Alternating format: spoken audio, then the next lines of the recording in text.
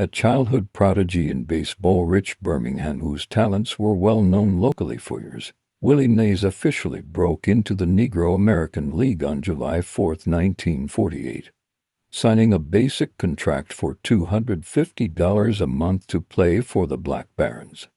He was only 16, a high school student between his sophomore and junior years, but his talent allowed him to compete against men who had been in the league for years.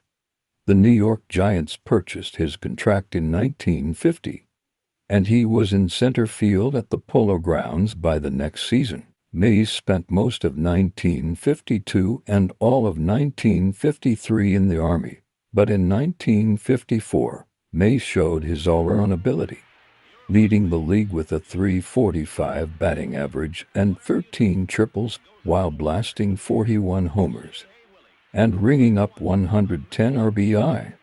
The Giants again won the pennant and in the World Series faced the Cleveland Indians, winners of an American League record 111 game, with Game 1 tied 2-2 in the top of the eighth, runners on first and second, and no outs. Vic Wirtz hit a drive that would have been a home run in most parks.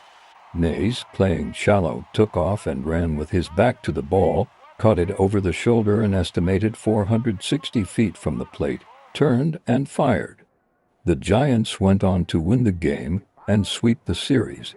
The catch is considered by many to be one of the greatest defensive plays in history. Mays played 21 seasons with the Giants and finished up with the Mets in 1972 and 1973. He hit over 310 times en route to a career 302 mark and finished with 3,283 hits. He was a two-time NL MVP, a 24-time All-Star, and won 12 Gold Glove awards. He led the league in home runs 4 times, stolen bases 4 times, slugging percentage 5 times, total bases 3 times, and triples 3 times. Mays was elected to the Hall of Fame in 1979. Get this: Leon in the Lab and Pro Image Sports Colorado exclusive cap soon. Stay tuned for release details and follow for more content.